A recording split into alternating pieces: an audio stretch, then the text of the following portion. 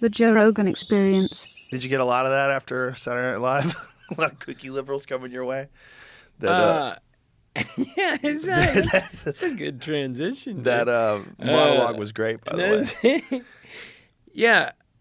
Well, I got a lot of blowback, as I Yeah. knew I would, Yeah. because Because he told the truth.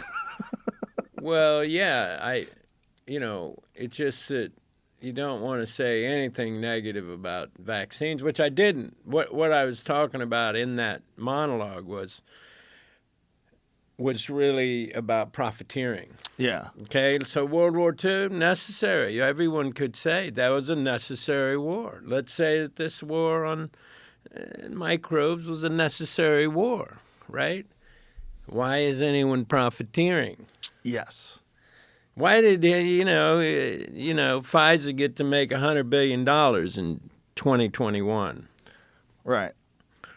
Anyway, Why did the government profit off of it? Why did the was profiteering Moderna? of war is just wrong. Like, okay, if you say that it has to be, there's conflicts happening right now I disagree with, but I'm wondering, why are people making money off of it?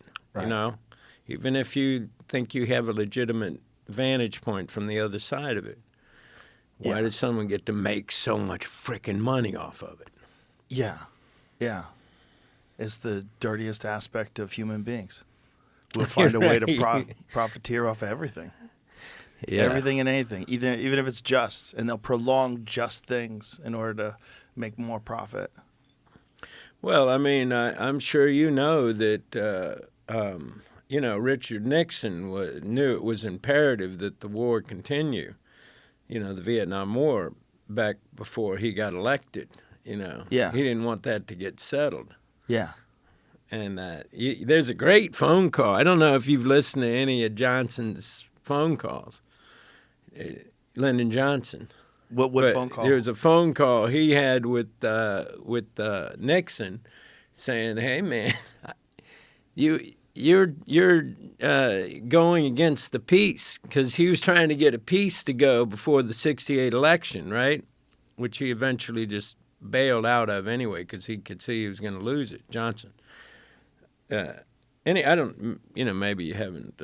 No, I've never heard thought that about conversation this, between Nixon and It's an Johnson. incredible conversation, and Nixon's like, "Oh, I wouldn't do that. I would never, And of course, he was doing that. He was subverting the peace process, in the same way that they wanted to make sure Carter didn't get those guys Iranian released hostages, in Iran. Yeah. I always wondered about the Vietnam War, how much of it was about heroin. 3 days before 1968 presidential election, President Johnson contacted Senate Majority Leader Everett M. Dirksen to inform him the White House had received hard evidence from the Federal Bureau of Investigation. The campaign of Republican presidential candidate Richard M. Dick Nixon was interfering with Johnson's effort to start peace talks to end the Vietnam War. In this call, Johnson referred to contacts between Nixon's campaign and South Vietnamese President Nguyen Van Thi, I don't know how to say his name, urged that they thwart any such negotiations. Yeah. Yeah, and that did happen. And also, they definitely,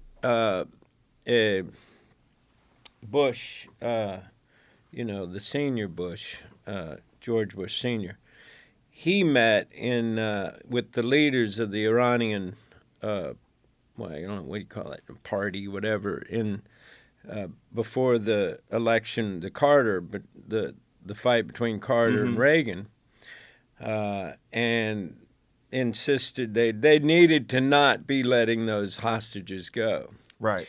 And so I met Carter in Austin, or rather in Atlanta, I don't know, 3 years ago, right? It's very exciting for me because I've always been a big fan of Carter. I think he's the best president in my lifetime.